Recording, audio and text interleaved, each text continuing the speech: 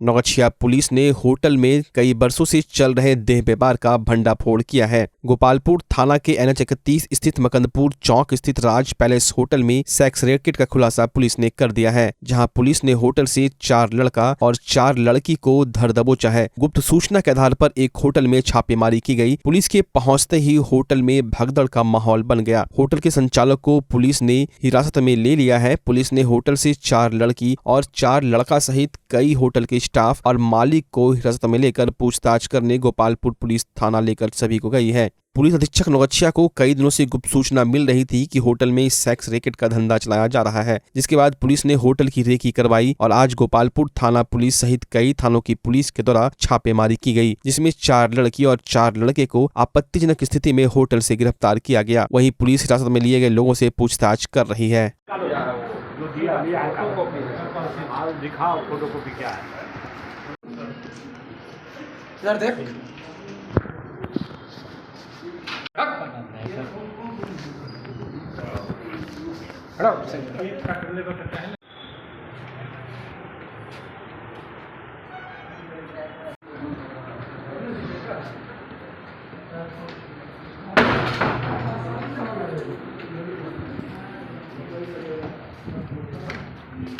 क्या किस तरह का सूचना मिला था? छापामारी का सूचना मिला था कि यहाँ कुछ अभी बात जानते समझ लो सर, थोड़ा सा रुक जाए बड़ा।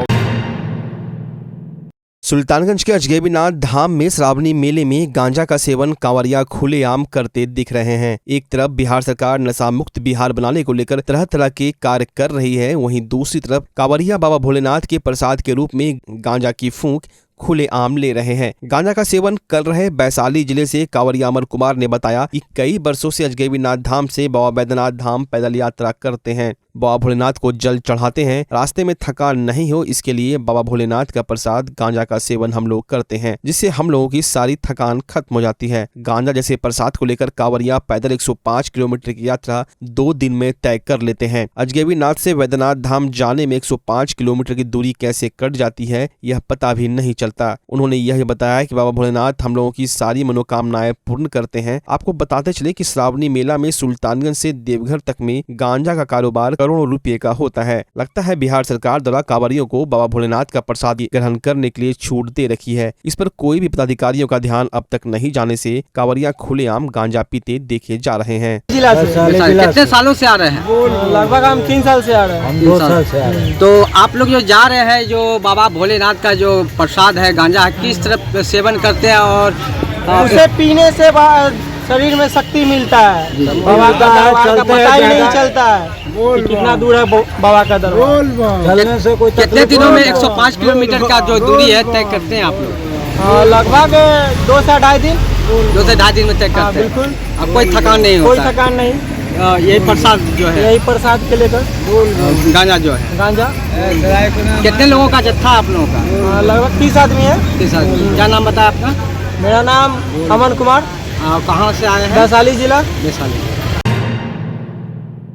जिलाधिकारी सुब्रत कुमार सेन ने नगर आयुक्त सहित स्मार्ट सिटी योजना के अंतर्गत चल रहे विभिन्न योजनाओं का निरीक्षण किया। जिलाधिकारी ने बताया कि सैंडिस कंपाउंड का काम अब अंतिम चरण पर है। वहीं तिलकामांझी हटिया रोड में कई जगहों पर अतिक्रमण है, जिसे हटाने के लिए अंचलाधिकारी व नगर आयुक्त को नोटिस देकर 2 सप्ताह के अंदर अतिक्रमण मुक्त कराने का निर्देश दिया गया है। जिलाधिकारी ने बताया कि भोलानाथ पुल फ्लाईओवर के लिए नापी हो चुकी है, यहाँ पर भी अतिक्रमण देखा गया है, जिसको हटाने के लिए नोटिस देकर उसे अतिशीघ्र हटाने का निर्देश दिया गया है। जिलाधिकारी ने बताया कि बुडको के द्वारा रोड तोड़कर पाइपलाइन बिछाए जाने के बाद जो सड़क का काम कराया गया है वो काफी घटिया है, जिसके लिए सरकार को रोड रिस्टोरेशन के लिए मिलने वाली राशि को रोकने के लिए लिखा गया है। वहीं रोड की गुणवत्ता की जाँच भी कराई जा रही है, जिसके बाद कार्रवाई की जाएगी, जिसको लेकर भी अधिकारियों को कई दिशा निर्देश दिए गए हैं। लगातार देख रहे हैं और आप लोगों ने देखा भी है कि लगातार निरीक्षण और नगर आयुक्त साहब का जो सतत इस पे मॉनिटरिंग चल रही है, उसके कारण काफ़ी प्रोजेक्ट्स में गति आई है। स्मार्ट सिटी की जो भी प्रोजेक्ट्स हैं,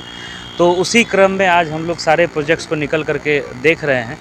जो एक अल्टरनेट बाईपास भागलपुर शहर को मिलने जा रहा है, उसका भी काम इस वीक में शुरू हो जाएगा और वो घंटाघर से स्टार्ट होते हुए मायागंज अस्पताल जो मेडिकल कॉलेज हॉस्पिटल है, उससे होते हुए सीधा विक्रमशिला पुल को जोड़ेगा। उसमें नाला, रोड, सोलर लाइटिंग, सारी व्यवस्थाएं जो हैं सुनिश्चित की जाएंगी। इसमें पाइपलाइन का काम पहले होना है, जो जलापूर्ति योजना है। तो बुडको के इंजीनियर को हम लोगों ने कहा है कि आप पाइपलाइन का काम पहले कर लें, ताकि बाद में रोड को किसी तरह का डिस्टर्बेंस नहीं हो। जहाँ खुले हुए नाले हैं और अगर वो स्मार्ट सिटी क्षेत्र में पड़ता है, अभी आदमपुर के आसपास आप लोगों ने देखा, तो उसमें इमीडिएट काम शुरू होगा। जो हटिया रोड में नापी हुई है उसमें कई लोगों का अतिक्रमण पाया गया है। उसमें अंचल अधिकारी और नगर आयुक्त दोनों को ये निर्देश दिया गया है कि अविलंब सभी को नोटिस करें और 2 सप्ताह का समय दे करके सारा अतिक्रमण जो है वो हम लोग हटाएंगे। उसी तरह से हटिया रोड को भी हम लोग बहुत खूबसूरत लाइटिंग नाला के साथ हम लोग बनाएंगे। और जो माननीय मुख्यमंत्री जी ने जो स्वीकृति दी है, जो भोलानाथ पुल के ऊपर आरओबी बनना है, उसकी भी नापी कंप्लीट हो गई है। उसमें भी कई लोगों का अतिक्रमण पाया गया है, उनको भी अंचल अधिकारी आज ही नोटिस निर्गत करेंगे। और इसके अलावा जो टाउन हॉल जहां हम लोग खड़े हैं, इसका भी काम अगले 2 महीने में कंप्लीट हो जाएगा। सैंडिस का काम आप लोग देख ही रहे हैं, वो बिल्कुल अंतिम चरण में है। उसमें बस स्विमिंग पूल वगैरह का काम बचा हुआ है, वो भी अगले 2 महीने में कंप्लीट हो जाएगा। स्टेशन क्लब का बहुत अच्छा जीर्णोद्धार सौंदर्यीकरण हो रहा है। और पूरी जो सैंडिस कंपाउंड की जो भी परिसंपत्ति है, वो कैफेटेरिया हो, वो प्लेग्राउंड हो, जिम की व्यवस्था है, स्टेशन क्लब का अलग अपना कैफेटेरिया और किचन रहेगा, वॉकवे, पार्किंग, सिक्योरिटी, इसको लेकर के आरएफपी फ्लोट कर दी गई है। और जो हम लोगों ने एक रेन बसेरा बनाया है बहुत ही खूबसूरत मेडिकल कॉलेज हॉस्पिटल के पास, जहां मरीजों के परिजन आकर के रुकेंगे, उसको भी बंदोबस्त करने के लिए नगर निगम ने आरएफपी फ्लोट कर दिया है। अगस्त के अंत तक वो भी सेटल हो जाएगा। ये सारी व्यवस्थाएं जब हो जाएंगी और रोड का चौड़ीकरण हम लोग करा रहे हैं, 1.5 से 2 मीटर जो है वो रोड, सारी रोड जो तिलका मौझी चौक के चारों तरफ है वो चौड़ी हो रही है। ये सारा काम जब 6 महीने में कंप्लीट हो जाएगा तो शहर का एक बदला हुआ स्वरूप जो है वो आप लोगों को देखने को मिलेगा। और जो बुडको का काम है, इसमें हम लोगों ने अनियमितता पाई है रोड के रिस्टोरेशन को लेकर के, तो सैंपल की जांच लैब में हो रही है। एमडी साहब ने कार्यपालक अभियंता को स्पष्टीकरण भी किया है। और अगर लैब के जांच में ये पाया जाएगा कि खराब गुणवत्ता का रोड बना है, तो राशि का भुगतान एजेंसी को नहीं होगा। ये हमने कार्यपालक अभियंता को बता दिया है। अभी जो है भुगतान रोक दिया गया है। अगर गुणवत्ता के अनुरूप कार्य नहीं पाया जाएगा तो एक भी पैसे का भुगतान रोड रिस्टोरेशन को लेकर के बुडको नहीं करेगा। ये हम लोगों ने आज बहुत ही क्लियर तरीके से एग्जीक्यूटिव इंजीनियर को बता दिया है। और जहां स्मार्ट सिटी को रोड बनाना है, उस रोड को चूँकि बुडको की जो एजेंसी है जलापूर्ति की, वो बहुत घटिया तरीके से बना रही है, तो इसमें हम लोग विभाग से पत्राचार कर रहे हैं। भागलपुर के बबरगंज थाना क्षेत्र के सूर्यलोक कॉलोनी बागबाड़ी में रहने वाले अमरेंद्र कुमार सिंह के घर पर 3 जून को संध्या में उनके घर पर कुछ अपराधियों के द्वारा धावा बोल पर उनके ऊपर गोली चलाई गई थी, लेकिन वो बाल बच गए थे। जिसके बाद उन्होंने थाने में कारू यादव नामक व्यक्ति के खिलाफ गोली चलाने का आरोप लगाया था, लेकिन आज तक पुलिस उनके घर पर जाँच करने भी नहीं पहुंची और गोली का खोखा उनके घर में ही पड़ा हुआ है। वहीं आज फरियादी ने पुलिस की मदद कर कारू यादव को गिरफ्तार भी करवाया, लेकिन थाने से उसे बॉन्ड भरा कर छोड़ दिया गया। वहीं फरियादी को थाना प्रभारी के द्वारा थाने के बाहर भगा दिया गया और कहा गया कि तुम अगर थाने के अंदर आओगे तो तुम्हारी हत्या हो जाएगी। वहीं फरियादी जिले के सभी वरीय पदाधिकारियों के पास अपनी गुहार लगा चुका है और वह बिहार की डीजीपी के पास मिलने की बात कर रहा है और यह भी धमकी दे रहा है कि अगर यहाँ भी फरियाद नहीं सुनी गई तो वो आत्मदाह कर लेगा। वहीं पूरे मसले पर थाना प्रभारी कुछ भी बोलने से बचते नजर आ रहे हैं। भागलपुर के वरीय पुलिस अधीक्षक बाबूराम के आने के बाद लगातार उनके द्वारा थानों का निरीक्षण कर फरियादियों से अच्छे व्यवहार और अपराधियों के खिलाफ कार्रवाई को लेकर लगातार थाना प्रभारियों को आदेश दिया जाता रहा है। इसके बावजूद भी बबरगंज थाना प्रभारी की लापरवाही रवैये से समझा जा सकता है कि थाना प्रभारी वरीय पुलिस अधीक्षक का कितनी बात मान रहे हैं। देखने वाली बात यह होगी कि आगे पुलिस के वरीय पदाधिकारी क्या कार्रवाई करते हैं। मामला है कि 1 महीना पहले हम कारू यादव उर्फ अजीत यादव पर रंगदारी केस किए, वो मेरे यहाँ गोली भी छोड़ा। आज तक न पुलिस मेरे यहाँ गया, न इसका अथी हुआ, न जांच हुआ, न कुछ हुआ। जब आज वो पकड़ा के थाना भी आया तो ये सिकंदर जी थाना अध्यक्ष कहेंगे बड़े पदाधिकारी के कहना अनुसार हम उसको रिवीजन होगा 2 होगा तभी, क्योंकि इनका फ़ोन नंबर मेरा देखा जाए, इनसे बात हुआ, इनको बताए, ये पकड़े। और अभी जब थाना हम घुस रहे थे ये कह रहे हैं कि आप मेरे थाना में घुसिए, मर्डर हो जाएगा, और कहते हैं कि हम खुद गड़बड़ है। तो गड़बड़ इंसान का भी तो कोई उपाय है कि नहीं है? कौन बोल रहा है? ये थाना प्रभारी बबरगंज के बोल रहे हैं। जब एक थाना में जब डीजीपी कहते हैं कि क्रिमिनल हो या बनवास सबके लिए थाना बराबर है, सबका सुनना है। अगर ये तो हम भी तो एक पुलिस का बाल बच्चा है, हमारे भी फादर थे पुलिस इंस्पेक्टर से रिटायर किए, अपराधी में नाम दिया, केस में फाइनल हुए, रिहाई हुआ, मर्डर में थे, CSC वाला हत्या में फंसा दिया गया, निर्दोष फंसे निकले। फिर लंगड़ा का मर्डर हुआ, उसमें भी फंसा दिया गया। क्या लगता है, क्या कैसे छोड़ दिया यहाँ से? कैसे छोड़ दिया तो हम क्या बोलेंगे, हम तो खुद पुलिस का बाल बच्चा, हम क्या कर सकते हैं? क्या लगता है पैसा लेकर छोड़ दिया क्या? तो कर लीजिए, दूसरा क्या होगा? दूसरा तो यही ना होगा जब, और वो अपराधी खुद इधर से मेरे घर होके गया, वो जो है हल्ला करते हुए गया, दिखाते हुए गया कि हम दबंग हैं। तो हम जो घर जहानाबाद से जो घर यहाँ बनाए हैं, यहाँ जो रह रहे हैं, तो अगर हम चोर और बनास क्रिमिनल रहते तो कब्बे मरा जाते, कब्बे मेरी हत्या हो जाती। बाकी बागवाड़ी का 1 रुपया हम रंगदारी नहीं ले रहे हैं, अनाती क्या बोलता है तहसीलदारी रहे, ये तो खुद मजदूर जो है मजदूर का रंगदारी ले रहा है, पर गाड़ी से 1,000 रुपया ये लेता है। कौन? ये कारू यादव, इसका मन बढ़ा हुआ है। केस कब किया था? केस करने से 3-6 को किए हैं, कुछ सुनवाई नहीं हुआ। कोई सुनवाई आज तक हमारे यहाँ कोई गया नहीं। कहता है कि वो बासुकीनाथ में था, आपका केस झूठा है, तो ठीक है। नाम क्या आपका? मेरा नाम अमरिंदर कुमार सिंह है। तो बहुत हम गड़बड़ आदमी हैं, प्रभारी भी कहते हैं, प्रभारी गेट के अंदर नहीं जाने देते हैं हमको। क्या बोलते हो? कहते हैं कि आप घुसिएगा तो आपका हत्या, मेरे थाना में हत्या हो जाएगा। सो मैं कितना बड़ा अपराधी हूँ, इसलिए बड़े अधिकारी से कहना चाहता हूँ कि हम सभा कर हमको देखा जाए कि हम कितना बड़ा अपराधी हैं, जो कि थाना में घुसेंगे तो हत्या हो जाएगा। और जो हत्या करने वाला शिव यादव में भी हत्या कराया, दुनिया जान रहा, समाज जान रहा, कारू यादव की हत्या में भी उसका नाम आया, उसको उस थाने से छोड़ दिया गया। तो हम लोग भोग रहे हैं, इसलिए कि हम लोग का कोई सहारा नहीं, पुलिस का बाल बच्चा होने का गुनाह किए हम लोग, जो हमारे फादर पुलिस में थे। सावन का पावन महीना चल रहा है और देश के कई हिस्सों सहित पड़ोसी राष्ट्र नेपाल और भूटान से श्रद्धालु सुल्तानगंज पहुंचकर पवित्र उत्तरवाहिनी गंगा तट पर आस्था की डुबकी लगाकर कांवर में जल भरकर वैद्यनाथ धाम रवाना हो रहे हैं। इसी बीच श्रद्धालु तरह तरह के अनूठे कांवर लेकर जा रहे हैं। मध्य प्रदेश की कटनी से 51 फीट का कांवर, जिस पर 12 ज्योतिर्लिंग की आकृति बनी हुई है, उसको लेकर शिव भक्तों का जत्था सुल्तानगंज पहुंचा और गंगा स्नान कर पवित्र उत्तरवाहिनी गंगा तट पर जल लेकर बाबा वैद्यनाथ धाम, बाबा बासुकीनाथ धाम और काशी विश्वनाथ को जलाभिषेक करने के लिए पैदल रवाना हुआ। लगभग 200 कांवरियों के जत्थे में 40 महिला श्रद्धालु भी मौजूद थी। 2 वर्ष के बाद भोलेनाथ को जलाभिषेक करने के लिए शिव भक्त काफी उत्साहित दिख रहे हैं। क्या इसमें है? 51 फीट की हमारी कांवड़ बनी है, जिसमें से कि पूरे जो 12 ज्योतिर्लिंग बने हुए हैं और झंडे दिए हुए हैं, आपके नजर में आ रहे होंगे। बाकी बम सोनू बम बताएंगे। अभी कहाँ है, कहाँ जाइएगा, कहाँ से कहाँ तक आई यात्रा? सुल्तानगंज से है अभी सुल्तानगंज में अपन, और बाबा देवघर जाना है। उसके बाद वासुकी धाम, उसके बाद काशी भी पैदल जाना है। जी कांवड़ यात्रा जी। क्या नाम है आपका? संजय। आए थे जी सर, कोरोना काल चल रहा था, कितना कसक था, मलाल था? बहुत कसक था। सब लोग, हम लोग के जितने फ्रेंड सर्कल है, सब लोग बोले थे भाई चलना, पर सरकार के द्वारा इधर पर अनुमति नहीं थी। फिर हम लोग को लगता था जाए, पर अनुमति नहीं थी तो कैसे आ सकते थे। कितने साल से आते थे? सर ये हमारा ये 3रा साल है।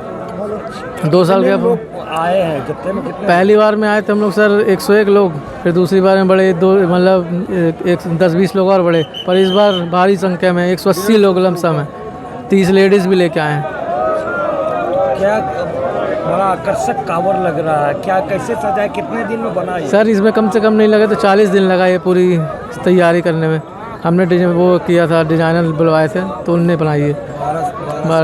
12 पूरे ज्योतिर्लिंग हैं, उनके बारे में लिखा हुआ भी है पूरा, जो जैसा जहाँ पर है। कितना उत्साह है सर? बहुत उत्साह था। मेरे को लगता है पूरे कटनी शहर पे पूरा शहर झूम उठा था जब हमने यात्रा निकाली थी। सर हम लोग कटनी मध्य प्रदेश से आना हुआ है, जो कि दुर्गा उत्सव समिति गिरजाघाट माता के चरणों पे हम लोग कार्य करते हैं और वहीं के सभी हम लोग कर्मचारी हैं। यहाँ पे विगत कई वर्षों से हमारे मुख्य अतिथि हैं, हमारे बड़े भैया हैं श्री दिलीप यादव जी, उनके द्वारा ये पूरा कार्य अपने द्वारा संपन्न कराया जाता है। हम लोग वहाँ से, हमारी कांवड़ की ये खासियत है कि हम लोग 51 फुट की कांवड़ लाते हैं हमेशा, जिसमें पूरे 12 ज्योतिर्लिंगों का दृश्य हम लोग दर्शाते हुए जाते हैं। और बाकी लोग अपनी कांवड़ लाते हैं और प्रभु को जल समर्पित करते हैं, माता जी के यहाँ स्नान करते हैं और उसके बाद हम लोग गाड़ी से यात्रा करते हुए काशी जाते हैं और जल वहाँ प्रवाहित करते हैं प्रभु। और मुख्य अतिथि जो हमारे मेन हैं वो कहलगांव से पड़ाव संघ के बैनर तले कहलगांव उत्तरवाहिनी गंगा से जल भरकर बाबा बासुकीनाथ के लिए 1000 कांवरियों का जत्था बाबा बासुकीनाथ को जल अर्पण करने के लिए निकला। कांवरियों का पहला पड़ाव घोगा बाजार स्थित ब्रह्मचारी आश्रम में हुआ, जहां पर भागलपुर के सांसद अजय मंडल एवं कहलगांव विधायक पवन कुमार यादव ने कांवरियों का सेवा सत्कार किया एवं भोजन कराया। सावन माह में बाबा भोले के भक्त सुल्तानगंज के साथ साथ कहलगांव और भागलपुर से भी गंगा जल लेकर बाबा को अर्पण करने के लिए निकलते हैं। वहीं कहलगांव से पिछले कई वर्षों से कांवरियों का जत्था बासुकीनाथ धाम जाता है। पिछले 2 साल कोरोना के कारण लोग यात्रा नहीं कर सके थे, लेकिन इस बार फिर से हर्षोल्लास के साथ कांवर यात्रा कर रहे हैं। वहीं आम लोगों के साथ साथ जनप्रतिनिधि भी शिव भक्तों की सेवा में लगे हुए हैं। सावन का पावन महीना चल रहा है। देश के कई हिस्सों सहित पड़ोसी राष्ट्र नेपाल और भूटान से बड़ी संख्या में श्रद्धालु सुल्तानगंज पहुंचकर पवित्र उत्तरवाहिनी गंगा तट पर आस्था की डुबकी लगाकर कांवर में जल भरकर पैदल और गाड़ी से वैद्यनाथ धाम जलाभिषेक करने रवाना हो रहे हैं। 2 वर्ष बाद भोलेनाथ को जलाभिषेक करने के लिए नेपाल से सुल्तानगंज जल भरने पहली बार पहुंची नेपाली महिला श्रद्धालु कांवर यात्रा को लेकर काफी उत्साहित दिखी, तो दूसरी ओर पुरुष श्रद्धालु ने कहा कि वो पशुपतिनाथ के देश नेपाल से आए हैं और बाबा वैद्यनाथ के दर्शन से प्रसन्नता प्राप्त होगी। This is my first time here, visiting that Bolbam. Excited? Yes, we are excited. We all are excited. We all eagerly waiting to visit Bolbam. मैं 2 साल आगे आया था, बीच में कोरोना के कारण तो नहीं आ पाए। इस बार आउँदाखेरि बहुत जोश उमंग उत्साह है। बोलबम भेटने के लिए हम आतुर है। समय भी बीत रहा है। 5 हम पशुपतिनाथ के देश से नेपाल से आए। हम लोग 15 लोग हैं। अच्छा लग रहा है, फीलिंग अच्छा है, बहुत अच्छा लग रहा है। परिवार के साथ हैं? परिवार के साथ आए, बहुत अच्छा लग रहा है, खुश लग रहा है। आप लोग को भेंट के बहुत खुश लग रहा है। We really feeling happy. We all are enjoying religiously. 30 दिनों तक चलने वाले विश्व प्रसिद्ध श्रावणी मेले के 8वें दिन देश के विभिन्न हिस्सों सहित कई देशों से हजारों कांवरिया श्रद्धालुओं ने सुल्तानगंज के पवित्र उत्तरवाहिनी गंगा तट पर गंगा स्नान कर कांवर में गंगा जल भरकर झारखंड स्थित बाबा वैद्यनाथ को जलाभिषेक करने के लिए रवाना हुए। इस बीच शिव भक्त भोलेनाथ को खुश करने के लिए तरह तरह के अनूठे कांवर में गंगा जल भरकर भोलेनाथ के भजन पर झूमते नाचते पैदल कांधे पर कांवर लेकर झारखंड के देवघर स्थित बाबा वैद्यनाथ को जलाभिषेक करने जा रहे हैं। कोलकाता संघ के बैनर तले 35 श्रद्धालुओं का जत्था महाकाल की आकृति का आकर्षक कांवर लेकर सुल्तानगंज के नवनिर्मित सीढ़ी घाट पर गंगा स्नान कर कांवर में गंगा जल भरकर देवघर के लिए रवाना हुए। श्रद्धालुओं ने कहा कि वे पिछले 6 वर्षों से लगातार बाबा वैद्यनाथ धाम जलार्पण करने के लिए जाते थे, लेकिन 2 वर्षों से कोरोना के कारण नहीं जा पाए। इस बार कांवर यात्रा हो रही है, इससे वो सभी काफी उत्साहित है और महाकाल का यह शिवलिंग रूपी आकृति बाबा वैद्यनाथ धाम में स्थापित करेंगे। 5-6 सालों से हम लोग कंटिन्यूसली लेकर आते हैं कलकत्ता से। ठीक है, 2019 में हम लोगों ने लेकर आया था शिव जी की प्रतिमा को स्थापित किया था हमने बाबा धाम में, और उसके बाद 2 साल लॉकडाउन के बाद आज फिर हम लोगों ने शिव जी के महाकाल रूप को लेकर आए हैं। महादेव को फिर से अर्पित करेंगे। बोलो हर हर महादेव। कितना दिन लगा था बनाने में? इसको बनाने में तकरीबन 18 से 22 दिन का समय लग जाता है। उस पर लाइटिंग का, बैटरी वगैरह सारा दिन। एक सुबह हम लोग आते हैं, सुबह से हम लोगों को जल उठाने में शाम हो जाता है, क्योंकि सारा प्रिपरेशन करने में, लाइटिंग का काम पूरा फिनिशिंग करने में, लिखवाने में, कलरिंग का, सबको 18-20 दिन वहाँ लग जाता है। 1 दिन का समय यहाँ लग जाता है हम लोगों को पूरा तैयार करने में। हर महादेव। कितना लोग हैं आप सब? हमारे तकरीबन 30 से 35 लोगों का ग्रुप है। कलकत्ता बम के नाम से हम लोग जाने जाते हैं। विश्व प्रसिद्ध श्रावणी मेले के 8वें दिन सिक्किम के गंगटोक शहर के लाल मार्केट से शिव कांवरियों का बड़ा जत्था भागलपुर के सुल्तानगंज के अजगैबीनाथ धाम पहुंचा, जिसके बाद सभी श्रद्धालुओं ने पवित्र अजगैबीनाथ धाम उत्तरवाहिनी गंगा में स्नान कर अजगैबीनाथ धाम में पूजा अर्चना किया और कांवर में गंगा जल भरकर भोलेनाथ को जलाभिषेक करने के लिए झारखंड स्थित बाबा वैद्यनाथ धाम गाड़ी से रवाना हुए। इस दौरान गंगटोक के कुसुम प्रधान ने बताया कि बाबा भोलेनाथ के दरबार में कई वर्षों से आ रहे हैं। हम सभी का परिवार सावन माह में बाबा भोलेनाथ को जल चढ़ाने के लिए पहुँचते हैं। बाबा भोलेनाथ हमारी सारी मनोकामनाएं पूर्ण करते हैं। 2 साल कोरोना महामारी में बाबा भोलेनाथ को जल नहीं चढ़ा पाए थे। इस बार श्रावणी मेला हो रहा है। बाबा बाबा भोलेनाथ को जल चढ़ाने पहुंचे हैं, यहाँ आकर बहुत खुशी मिलती है। अजगैबीनाथ धाम में पूजा कर वाहन से देवघर वैद्यनाथ धाम में बाबा भोलेनाथ की पूजा पाठ करेंगे। यहाँ की व्यवस्था जिला प्रशासन और नगर परिषद के द्वारा अच्छी की गई है। बाबा भोलेनाथ सबकी मनोकामनाएं पूर्ण करते हैं। इस दौरान गंगटोक लाल मार्केट के शिव कांवरिया, देवकी सुब्बा, रतन सुब्बा, सिम्मी प्रधान, कुसुम प्रधान, हेम छेत्री, निर्मला सुब्बा, स्वामी प्रधान सहित कई कांवरिया श्रद्धालु मौजूद थे। इम्प्रूव हो रहा है बहुत अच्छी तरह से।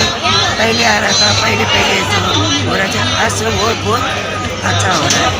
इधर का प्रशासन और आप लोग से वजह से बहुत अच्छा हो रहा है।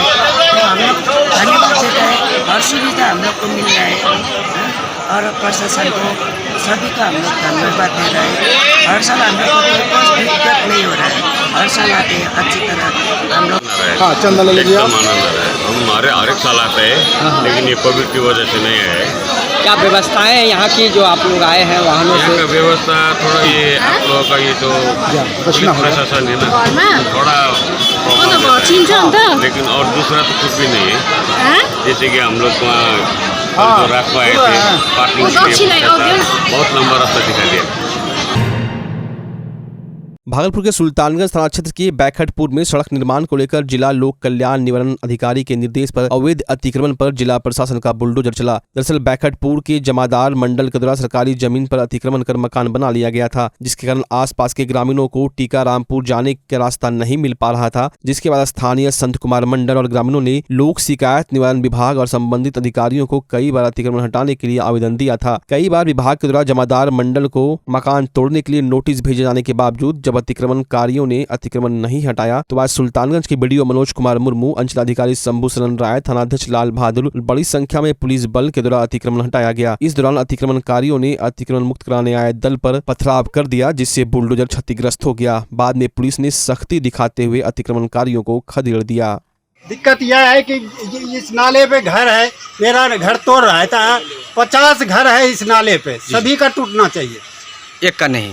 हाँ, एक का नहीं टूटना चाहिए। और आप ही का तोड़ रहा है? हाँ, मेरा ही तोड़ रहा है। क्या नाम है आपका? जमादार मंडल। आप ही का घर सिर्फ तोड़ रहा है? मेरा ही घर, और लोगों का नहीं तोड़ रहा है? नहीं तोड़ रहा। यही समस्या है। हाँ। अगर सभी का टूटेगा तो आप तोड़ने देंगे? हाँ। हाँ? हाँ। जिला लोक शिकायत निवारण के आदेश से ये सरकारी रास्ते पे नाले की जमीन है, आईडी से मकान बना हुआ है। जिला लोक शिकायत निवारण पदाधिकारी के आदेश से अतिक्रमण हटाया, शांतिपूर्वक सर हटाए। हाँ, शांतिपूर्वक नहीं, जेसीबी पर पथराव की घटना घटी। सर, जिनका मकान टूटता है तो थोड़ा बहुत आक्रोशित लोग होते हैं, उसमें माने नहीं रखता है, बाकी सब कुछ सामान्य है।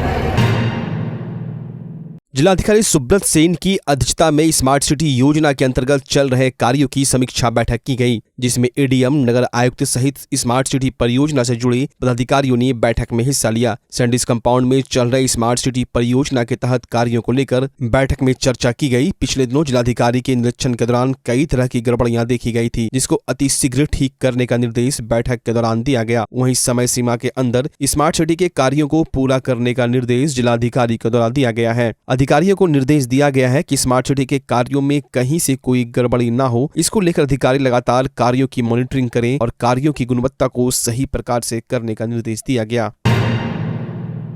बिहार राज्य विधिक सेवा प्राधिकार नालसा के तत्वाधान में 13 अगस्त को आयोजित होने वाले राष्ट्रीय लोक अदालत के आयोजन को लेकर भागलपुर के जिला एवं सत्र न्यायाधीश कार्यालय में एक बैठक का आयोजन किया गया। बैठक में जिला एवं सत्र न्यायाधीश शिव गोपाल मिश्रा ने बताया कि इस वर्ष के तीसरे राष्ट्रीय लोक अदालत की तैयारी शुरू हो चुकी है। इस राष्ट्रीय लोक अदालत में सभी प्रकार के आपराधिक मामले, बैंक रिकवरी, सड़क दुर्घटना, श्रम वाद, बिजली वाद, पारिवारिक विवाद संबंधित मामले निस्तारित होंगे। उन्होंने कहा कि राष्ट्रीय लोक अदालत की सफलता के लिए जिलाधिकारी, वरीय पुलिस अधीक्षक के साथ साथ बैठक कर सुरक्षा के भी पुख्ता इंतजाम को लेकर बात की गई है। साथ ही जिला एवं सत्र न्यायाधीश ने कहा कि इस बार पिछले बार से ज्यादा केस निष्पादन पर विचार किया गया है और बेंच भी बढ़ाए जाएंगे, जिससे लोगों को किसी तरह की परेशानी न हो। बताते चले बीते दिनों जिला एवं सत्र न्यायाधीश अध्यक्ष जिला विधिक सेवा प्राधिकार भागलपुर के शिव गोपाल मिश्रा ने तीसरे राष्ट्रीय लोक अदालत को सफल बनाने के लिए अधिक से अधिक मामलों के निपटारे को लेकर कई बैंक बीमा कर्मी के अधिकारियों एवं अधिवक्ताओं के साथ बैठक की है। अपनी समस्या का समाधान करके जाए और मुक्त होकर के काम करें, ठीक है ना। जैसे मान लीजिए आप ही काम करते हैं, कैसा भी है काम, मगर जो भी है हमारे पास, अब हम यहाँ पर आ गए, मान लीजिए हमारा कोई मर्द है, तो हम कैसे आगे अपना काम कर पाएंगे। से चार हम यहाँ पर बैठेंगे, वकील साहब घर में बुला लेंगे, हम क्या करेंगे, है ना। दूसरी चीज़ है तनाव रहता है आपको, अगला डेट है, उस डेट में क्या होगा, हम जाएंगे क्या करेंगे, उस डेट में केवल तारीख पड़ गई या कोई एक स्टेप हुआ, एक आदमी तो पड़ता है कि यार देखो झूठा मुकदमा हुआ है या ऐसा कमजोर मुकदमा हुआ है और इसमें सुलह हो सकती है। दो मित्र हैं, आप ही लोग मान लीजिए एक दूसरे को धक्का मुक्की दे देते हैं, ये भी 323 हो गया है ना।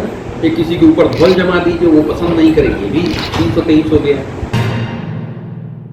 मानवाधिकार कार्यकर्ता तीस्ता सीतलवाड़, गांधीवादी हिमांशु कुमार, झारखंड के स्वतंत्र पत्रकार रूपेश कुमार सिंह और अब चर्चित फिल्मकार और साहित्यकार अविनाश कुमार सहित देश भर के कई ऐसे सामाजिक न्याय, लोकतंत्र व मानवाधिकारों के लिए संघर्षरत सामाजिक राजनीतिक कार्यकर्ताओं पर सत्ता का दमन बदस्तूर जारी है। रोज रोज गिरफ्तारियां और झूठे मामलात की घटनाएं सामने आ रही है। इसी बाबत अभिव्यक्ति की आजादी के लिए वैकल्पिक मोर्चा के द्वारा भागलपुर रेलवे स्टेशन परिसर में वर्तमान सरकार के खिलाफ सभी प्रदर्शनकारियों ने जमकर नारेबाजी की। प्रदर्शनकारियों ने कहा कि संघर्ष ही एकमात्र रास्ता है। सर्वसत्तावाद के सर्वनाश के एकबद्ध होने का समय आ गया है। अब वो दिन दूर नहीं जब लोग घर घर से प्रदर्शन करने निकलेंगे। सत्ता द्वारा अभिव्यक्ति का अधिकार छीनने और झूठे मुकदमों में फंसाकर जेल में डालने के खिलाफ वैकल्पिक मोर्चा के दर्जनों कार्यकर्ताओं ने जमकर नारेबाजी की। कार्यक्रम डॉक्टर योगेंद्र की अध्यक्षता में की गई। कार्यक्रम में डॉक्टर योगेंद्र के साथ साथ अमित भगत, परवीन कुशवाहा, मनोज कुमार मीता, अर्जुन शर्मा, गौतम मल्लाह, नीरज कुमार, एनुल होदा, उदय के अलावे दर्जनों कार्यकर्ता शामिल हुए। अंधी है, सरकार को क्या कहा जा सकता है। आम जन को हम लोग कहना चाह रहे हैं कि आप बोलिए, अगर आप नहीं बोलिएगा तो आपको कुचल दिया जाएगा। आज न्यायालय हो या कार्यपालिका हो या राजनीतिक लोग हो, सारे लोग बंधे हुए हैं, सारे लोग डरे हुए हैं। उनको ये डर है कि अगर हम कुछ कहेंगे तो हमको ईडी है, सीबीआई है या अन्य केसों में फंसा दिया जाएगा। इसलिए विरोध करना बहुत ज़रूरी है, सड़क पे आना बहुत ज़रूरी है। अधिकारों पे हमला है, अभिव्यक्ति की आज़ादी पे हमला है।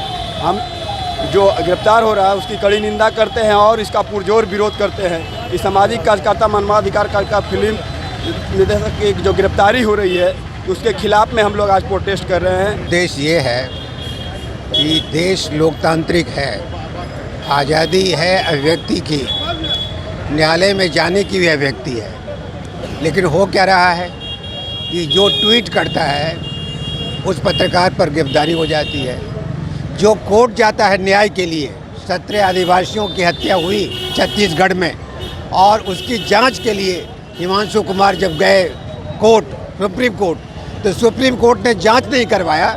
हिमांशु कुमार पर 5 लाख का जुर्माना लगाया और छत्तीसगढ़ सरकार को कहा कि आप जाकर के मुकदमा करिए।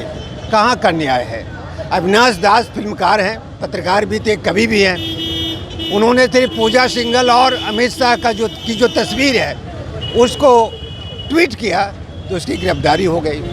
रूपेश कुमार सिंह पत्रकार हैं, उनकी गिरफ्तारी हो गई। यह कैसा देश है आखिर, क्या करना चाहता है?